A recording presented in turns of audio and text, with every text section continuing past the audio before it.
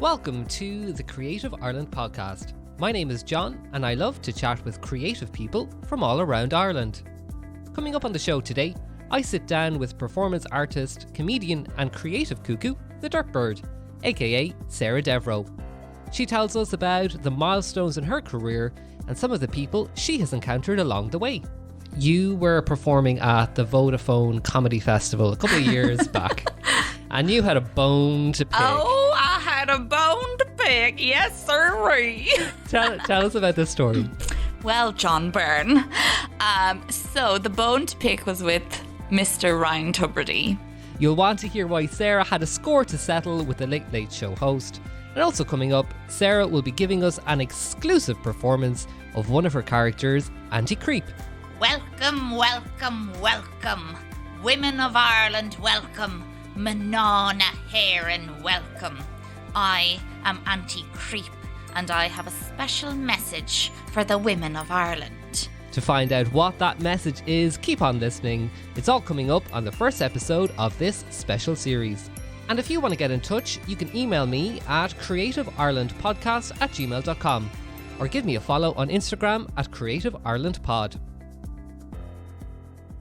Hi Sarah, thank you so much for joining me today. You're very welcome to the podcast. Hi John, thanks for having me. Come here, how would you describe yourself in terms of what's your bio? What's my bio? I feel like I always have this kind of elevator pitch ready because I do so many different things. So I always say I'm a mishmash creative type. I call myself an artist, but that usually can be performance, design work, visual art, written work, everything and anything, but artist would be my main title. What inspired you to become an artist? The main purpose of me making art is to connect to people, and I feel like having something on a wall in a gallery that like mostly artists will only go to, that wasn't something that was calling to me.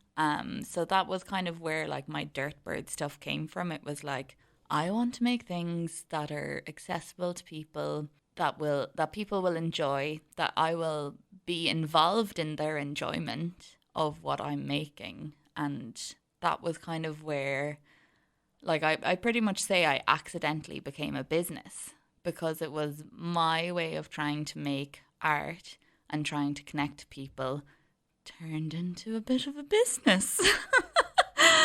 What resources are out there for people who decide to be creative artists in Ireland? I feel like the two different sides of what I do. So say for the more like Dirtbird design type thing, there's different courses that people can do. Like, so say if you have something creative that you know this could be actually something I make money out of, and then you could do one of these like start your own business courses with like Dublin City Enterprise, or if you're on social welfare with Springboard and that kind of thing. They just help you to kind of form your business plan, writing down all of the dream ideas and then condensing it into like a solid structured plan to help you figure out, is this something I can do as a career? Is like this exact business idea, is it potentially going to work? That kind of thing. What are some milestone moments that stand out in your career as a creative artist and performer? There's a couple of things that are coming to mind. So having a solo exhibition in A4 Sounds. So the exhibition was called Vulnerable, and the conveyor belt was this giant mouth that like basically it was for an external validation station, which was lit up on a board at the end of the gallery space, and then this huge face with giant eyes and like really kind of a bit manic looking, and this conveyor belt was this huge mouth that like I invited people to write letters of validation or drawings or whatever, notes. But this was really special, and I had this really lovely moment where I performed at something, and even though it was probably like 3 years into me performing, I feel like I never really had moments of like enjoying my own performance, knowing that people were really enjoying it, but that it wasn't reaching me. And then I just had this moment where I was performing at Avoca Reactions Queer Cabaret, and I just got this like overwhelming sense that everyone was loving it and I was loving it, and I knew it was going really well. And it almost floored me. Like I felt so, like, in a positive way, so overwhelmed by the energy in the room, and it really reached me. And I think that was a really like key moment of just acknowledging my own creations and my own contentment with them and that kind of thing. Then the other moment that's jumping out at me was a book came out, and it was Our Thriving Tribe by David Francis Moore, and he was part of this group that kind of invited different artists to come to these online Zoom talks over the course of the last 2 years. Just questions to do with their practice and to do with entrepreneurship and to do with community, and it was really nice. And then he was creating this book from these talks, and I just didn't realize I was going to be in it. And it was a gorgeous, really colourful cover. And then I opened it up and I saw my name in the contents. What? Went straight to my page, and it was like 2 pages, a photo of me, and like some of the better answers maybe, because the Zoom itself I think was 2 hours long.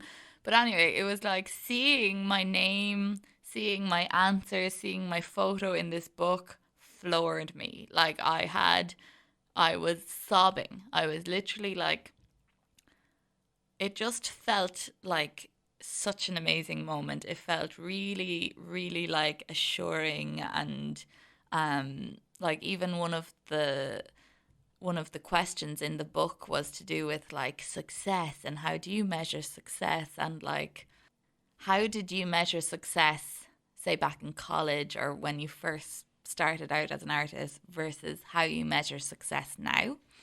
And my answer was, in college, really my pivotal, or my ideals of what success would mean would to be in books, because back in my day, like when I was in college, like we had the internet. It wasn't that long ago, but like I used books way more often then, and we had an amazing library with like endless different artists, really, really great books. And because I knew even in college that I was like not really excited by the thoughts of being in exhibitions and stuff, but being in a book to me was like the be all and end all, and that was you made it, honey.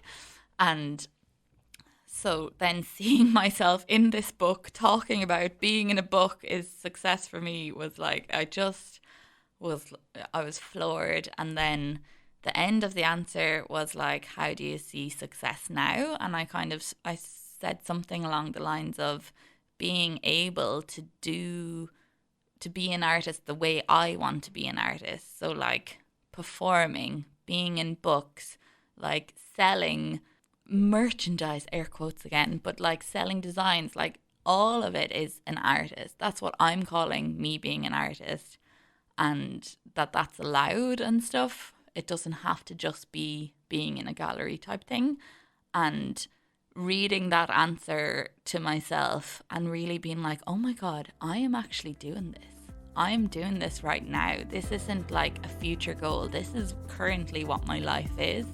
And it just like, it was amazing to like really acknowledge that. And I think that was probably one of the best moments ever.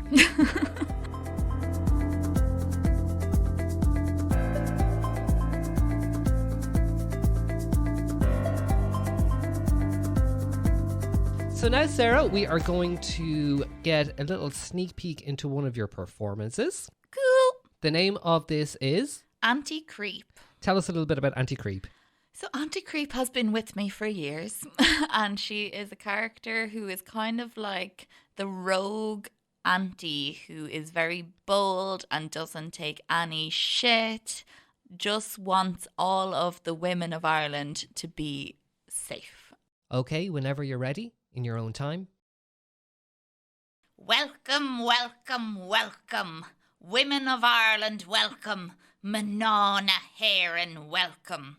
I am Auntie Creep, and I have a special message for the women of Ireland. And it comes in a little booklet. It's Auntie Creep's pocketbook guide of advice on what to do when given unwanted male attention. The first section, religion. Loudly pray for him. For example, thank you, sweet Jesus, for sending this blessed man to guide me through the world and through this night. Bless him by repeatedly making the sign of the cross. Now, of course, all of these can be done maybe in your local pub or nightclub, or Jesus, even if you're at a bus stop and someone comes up to you, all right?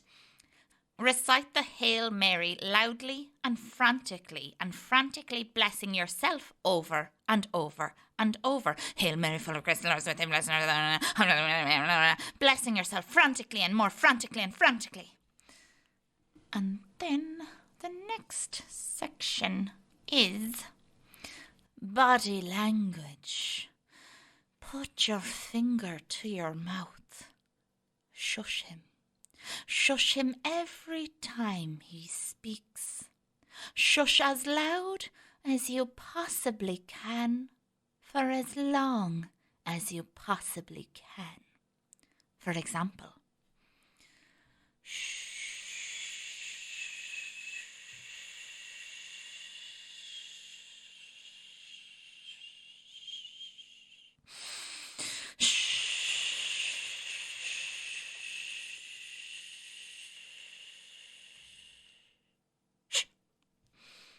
Another body language one. Shake your index finger. Tut. Shake your head. Repeat the words no, no, no, gesturing at your genital area. For example, no, no, no, no, no, no, no, no, no. And then the last section is accessories. Tell him to close his eyes and open his mouth, and you may do this in a suggestive manner. And then put a handful of cockroaches in his mouth. This should prevent him from talking. Now for this you will need a handful of cockroaches. And if all else fails, using items that you will find in your handbag, you can create a handy, cute flamethrower. For this you will need a lighter and a can of antiperspirant. Spray in the direction of the creep, hold lighter up to can, and ignite. Thank you, and that has been Auntie Creep's pocketbook guide of advice on what to do when given unwanted male attention.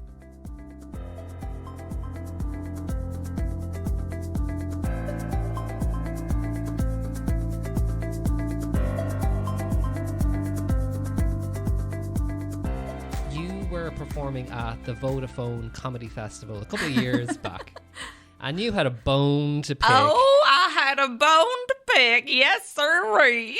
Tell us about this story. Well, John Byrne, so the bone to pick was with Mr. Ryan Tubridy, because I think it was my first Christmas market ever, and I make plates. So I make these I don't make the plate themselves, but basically I go around to charity shops and I buy kind of these old, the china plates with like the lovely decorative flowers around that everyone's granny has kind of thing. And then the kind of reason why I wanted to do these plates was I wanted to make the more current version of the JFK plates that every household had in like the 50s or 60s or whenever it was that himself was around. And so I started to make plates with I had like Anne Doyle, I had Nadine Coyle, but I had Theresa Mannion. So it was literally the moment that she went viral after having that video of "Don't make unnecessary journeys, don't take trips on treacherous roads, and don't swim in the sea." So I saw it on the news and I painted it like half an hour after seeing it. I was like, this is gold. 2 days later, I already had this design on a plate had it at the market in the point. And my very first customer was like, she bought like 4 or 5 plates. And I was like, this is amazing. And then she saw the Theresa Mannion one. And she was just like, oh, she's actually going to be on the Late Late tonight. My husband is the like producer or something along the lines of that. She ended up buying a plate for herself. And then a couple of hours later, I get like a Facebook message, an Instagram message, an email, and something else, and it's this woman being like, so I need a second plate. I think she had already given the plate away that she bought, or something like that plate she had couldn't be used. So she was like, look, it's going to be given to her on the Late Late Show. And as we all know, the Late Late Show is the pinnacle of anyone's life in Ireland. And I was really excited, and basically it was organised that like a taxi would pick me up right after the market and that I would bring the plate with me to go into the Late Late Show. I thought I was going to end up being in the audience and like gifting it to her, but like I get to the front desk and it's like, oh yeah, what's that? Okay, grand, gives it kind of thing. And then I went on my merry way being like, oh, okay, I guess I won't be on the show. But I had my name, I had Sarah Devereux, I had the Dirtbird, I had my email address, I had my phone number, I had my website, I had everything possible on the back of this plate, stuck on a sticker, and also a letter just saying this. And then I was staying in my friend's house that night and we were watching the Late Late Show, and then Theresa Mannion's on it, and halfway through the interview, Ryan Tubridy is like, right, yeah, we have a gift for you now, and we picked it up at the Dublin Flea Market earlier. He hands her the plate. She's delighted with it, laughing at it. Everyone's laughing, but my name isn't mentioned once. But I'll jump forward. So basically at Vodafone Comedy Festival, I was performing and I was in the green room. It was a full moon that night and I felt very energised. And I saw Ryan Tubridy there, and it was like, I just turned to you and was like, John, I need to go over to him. And I think I had like maybe one swig of a glass of Prosecco, and that was enough courage to send me straight over. And I just walked right up to him and I was like, Ryan, can I have a word, please? And he was total deer cotton headlights, like, yeah, of course, yeah. What's going on? And then I was like, you had my plate on the Late Late Show and you gave it to Theresa Mannion. Not sure if you remember, but you didn't credit to me at all. And it really, really upset me, or something along the lines of that.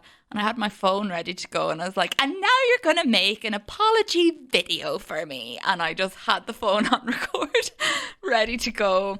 And he was just like, he played along kind of, and he was like, right, yeah, so I'm here now. This is Ryan Tubridy here now with Sarah Devereux. And then I was like, the Dirtbird? And he's like, yeah, Sarah Devereux, the Dirtbird, yeah, great artist. And I'm here now to apologise for what I did, and I didn't credit her. And it was really funny. It was really like, I really enjoyed it happening, and it maybe lasted like a minute, and he was going along, and I got him on video saying that he was going to buy me like 10 drinks or whatever. He didn't buy me a single drink, John. Not one? Not one. It was a great moment. It was a great moment for the parish, John. Full circle on the full moon. Yeah.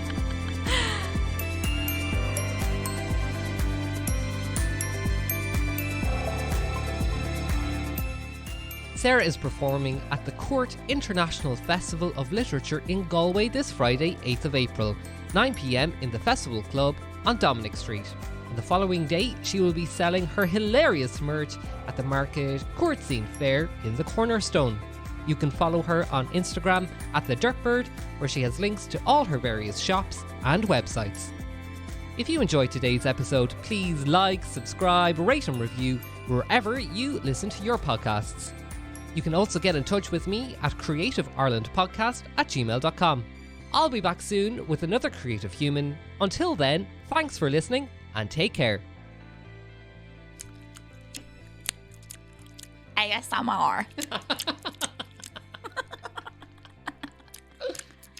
ASMR with chewing-gums. Oh, it's horrible. Yeah, it's so bad.